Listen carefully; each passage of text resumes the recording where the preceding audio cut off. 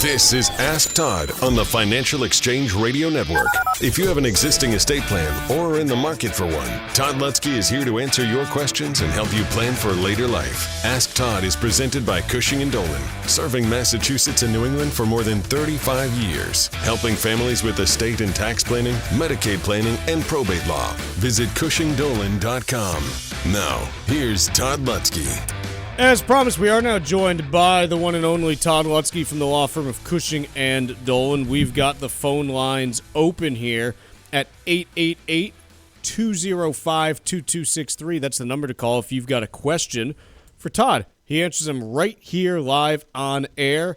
That studio line, again, is 888-205-2263. Last week, we did not get to everyone that we had queued up, so I ask, hey, if you want to make sure that you get your question answered, you got to get calling early.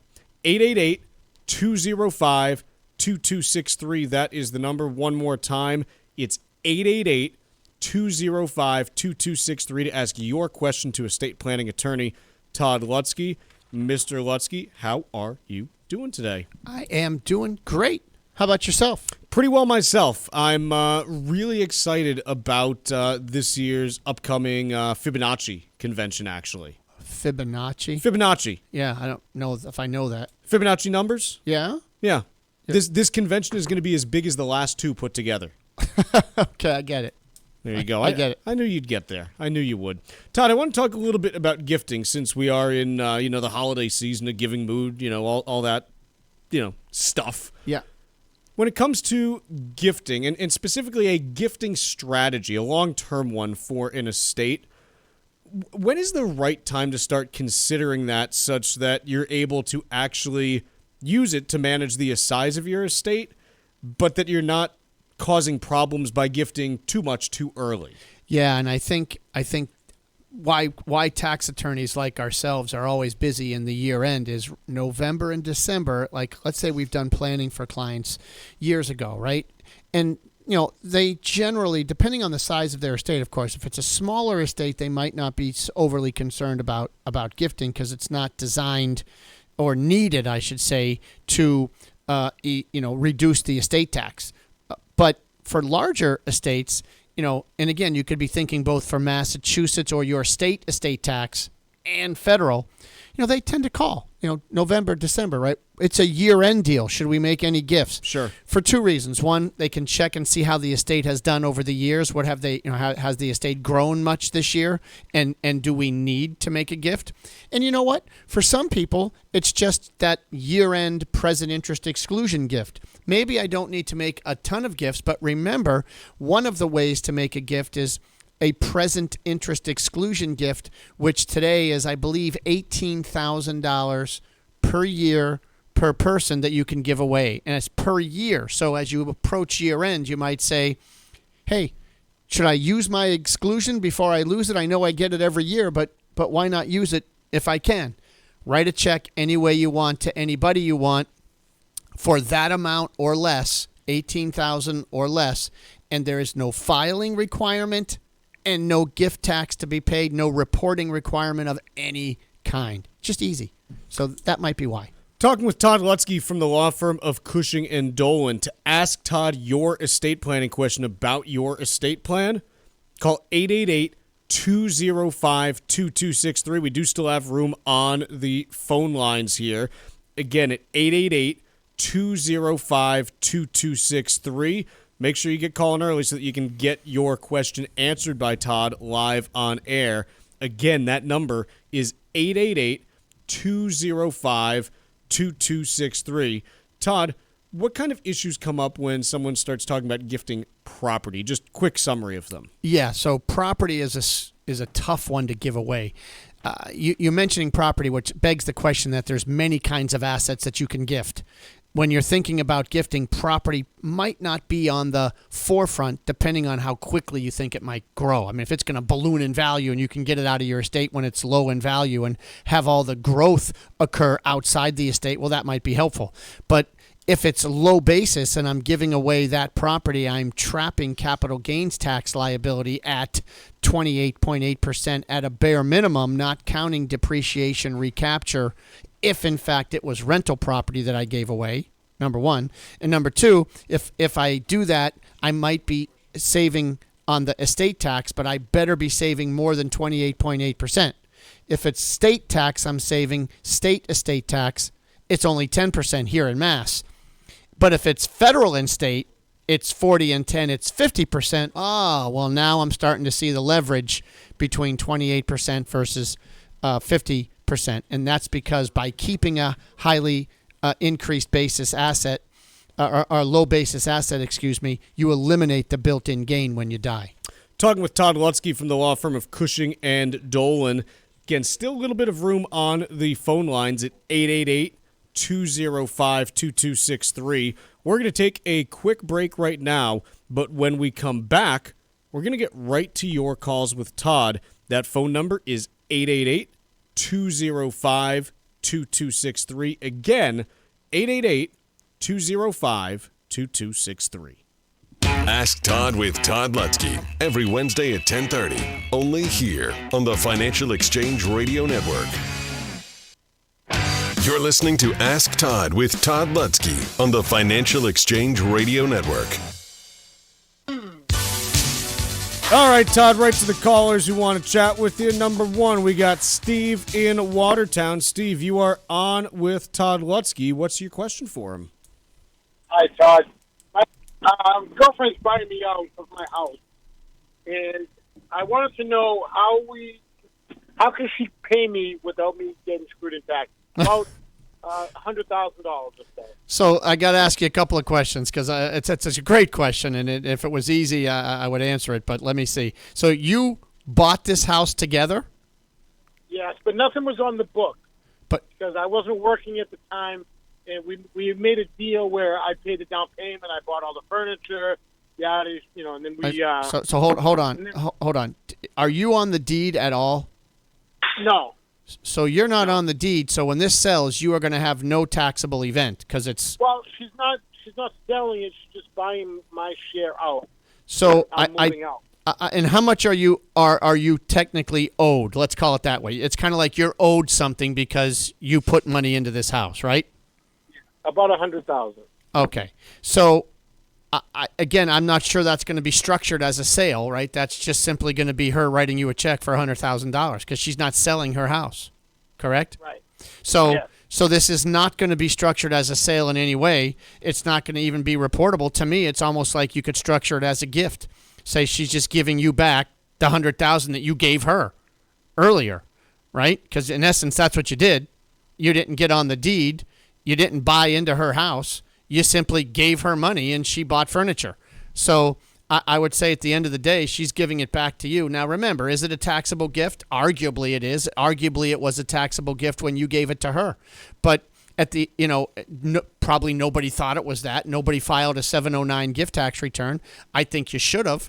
But don't worry, because either way, there's no tax due because each of you have a $13.6 million gift tax exemption to use once in a lifetime. $13.9 million come 2025, January 1. So I'm going to say, tell her to give you the money back, and arguably it's a gift. You can inform her that she should file, but no gift taxes will be due. So I think that's the easiest way to take care of business.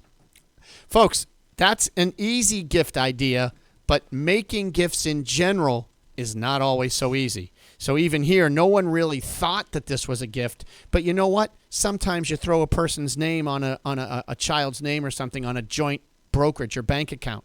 Did you make a gift? What if I put a name on a piece of property like a rental property or a home? Have I made a gift? Are there any income tax ramifications associated with that gift now that it's a rental property in a child's name? Wow, these are all. What about creditor issues? So, folks, there's so many ways there's so many things that can be impacted when you make a gift. You really need to understand how to make it and if you should make it. And again, maybe not putting it in the hands of children is a better way to do it. Put it in the hands of a gifting trust. Folks, lots to think about. Figure out what's the best way for you to make a gift or not to gift. 866-848-5600. 888-848-5699 or legalexchangeshow.com. Get the guide, Making the Most of Gifting Assets, 866-848-5699 or legalexchangeshow.com.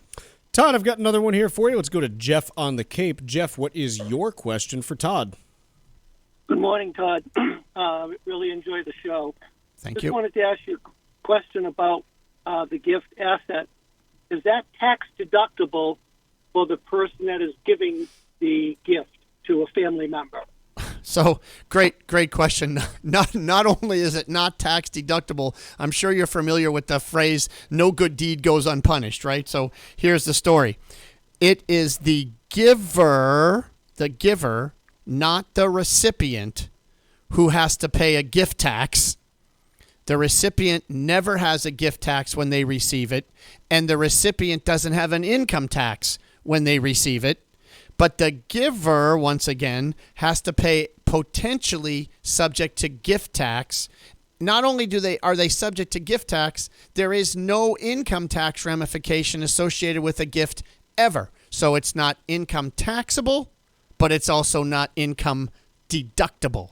So there you go. No good deed goes unpunished. Keep them moving for you here, Todd. Let's go to Casey in Plymouth. Casey, you are now on with Todd Lutsky.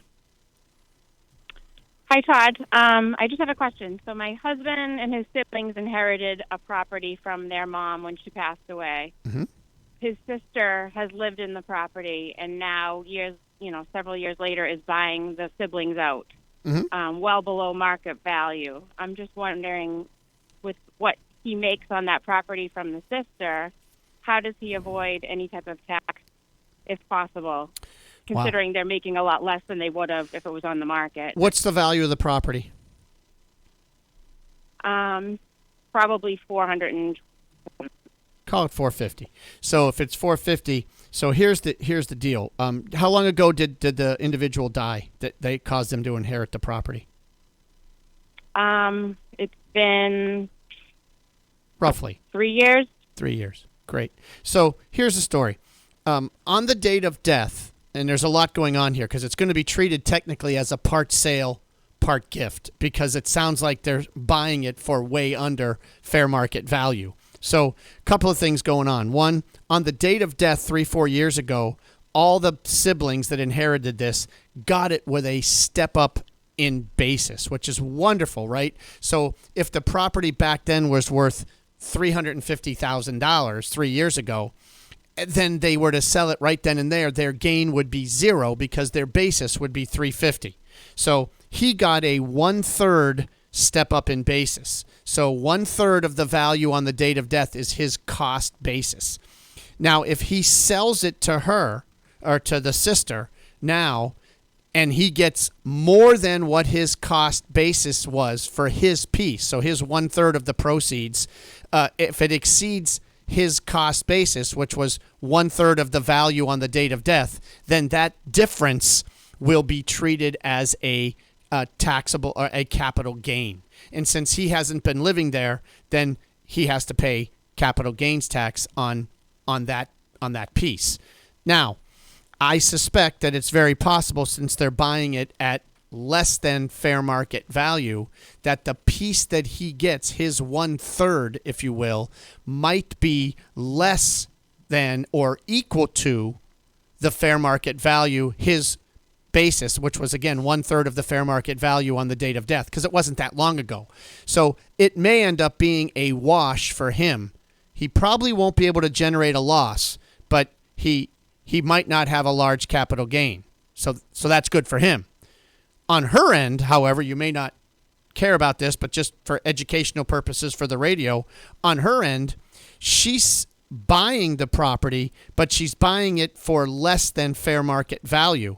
So arguably, she's not going to have much of an issue at all because she's the buyer. But I wonder if on his end, actually back on his end, he's making a part gift. So he might have no capital gains tax, but because he's selling it for less than fair market value, he might have a gift tax associated with it, part sale, part gift. Sorry for that rush, but there's a lot going on in this case. Gifting's not easy. Mr. Lutsky, thank you so much for joining us today. Always a pleasure. This has been Ask Todd on the Financial Exchange Radio Network. Ask Todd with Todd Lutsky has been presented by Cushing & Dolan, serving Massachusetts and New England for more than 30 years, helping families with estate and tax planning, Medicaid planning, and probate law. Call 800-393-4001 or visit CushingDolan.com. The views expressed in this segment are solely those of Cushing & Dolan. Armstrong Advisory does not provide any legal or tax advice. Please consult with your legal or tax advisor on such matters. Cushing & Armstrong do not endorse each other and are not affiliated.